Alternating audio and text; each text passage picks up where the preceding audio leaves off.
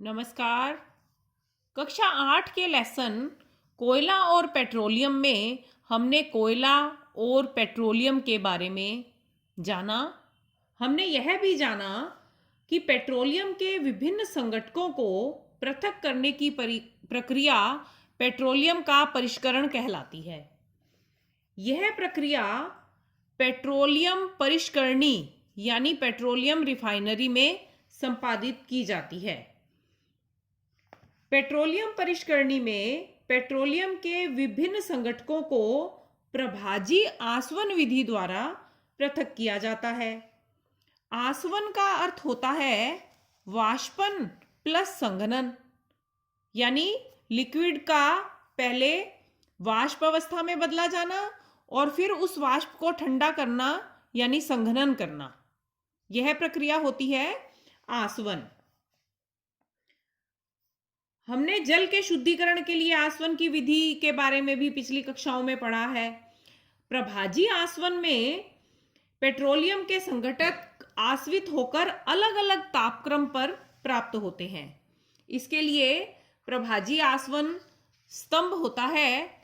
इस तरह से सब जो इसके संघटक हैं वो अलग अलग ताप पर प्राप्त होते हैं। सबसे पहले पेट्रोलियम गैस निकलती है। इसको पेंदे में भरकर पेट्रोलियम को जब गर्म करते हैं तो पेट्रोलियम गैस सबसे पहले निकलती है। उसके बाद पेट्रोल, नेफ्था, केरोसिन, डीजल आदि वाष्पित होकर ऊपर उठते हैं और इन्हें अलग कर लिया जाता है। इसी विधि को कहते हैं प्रभाजी आसवन विधि। अब हम जानेंगे पेट्रो रसायन के बारे में। पेट्रो रसायन पेट्रोलियम के कुएं से प्राप्त पेट्रोलियम और प्राकृतिक गैस से अनेक उपयोगी पदार्थ प्राप्त किए जाते हैं। इन्हें पेट्रो रसायन कहा जाता है। इनका उपयोग अपमार्जक बनाने, संश्लेषित रेशे बनाने और प्लास्टिक निर्माण में होता है। प्राकृतिक गैस से प्राप्त हाइड्रोजन गैस का उपयोग यूरिया या अन्य उर्वरक बनाने में किया जाता है। अब आप समझ गए होंगे पेट्रोलियम को काला सोना क्यों कहा जाता है। जिस तरह पेट्रोलियम के संघटक हमारे लिए बहुमूल्य हैं, प्राकृतिक गैस यह भी बहुत महत्वपूर्ण है। इसका भी महत्व कम नहीं है। प्राकृतिक गैस का सीएनजी के रूप में भंडारण किया जाता है।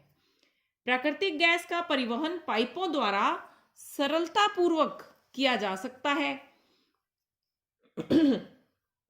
हम जानते हैं कि गैस को जब उच्च दाब पर संपीड़ित किया जाता है तो उसके अणु पास पास आ जाते हैं और गैस द्रव अवस्था में बदल जाती है। प्राकृतिक गैस का इसी द्रव रूप में भंडारण किया जाता है जिसे हम सीएनजी के रूप नाम से जानते हैं। सीएनजी का अर्थ है कंप्रेस्ड नेचुरल गैस। सीएनजी के उपयोग परिवहन वाहनों में ईंधन के रूप में, यह इसका सबसे पहला उपयोग है। कारखानों में ईंधन के रूप में भी सीएनजी का उपयोग किया जा सकता है।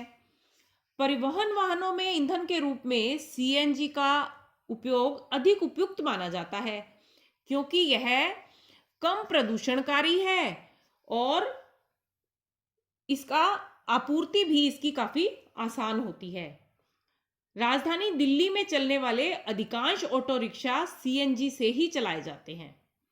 इसकी आपूर्ति कैसे आसान है? कारखानों से सीधा पाइप की सहायता से इसकी आपूर्ति हो जाती है। इसलिए कारखानों में ईंधन का यह अच्छा विकल्प है। सीएनजी की पाइपलाइनों का जाल बड़ोदरा, गुजरात और दिल्ली के कुछ भागों में उपलब्ध है। भारत में प्राकृतिक गैस के विशाल भंडार हैं, जैसे त्रिपुरा, राजस्थान, महाराष्ट्र, कृष्णा गोदावरी डेल्टा में प्राकृतिक गैस प्रचुर मात्रा में पाई जाती है। आज के लिए इतना ही। धन्यवाद।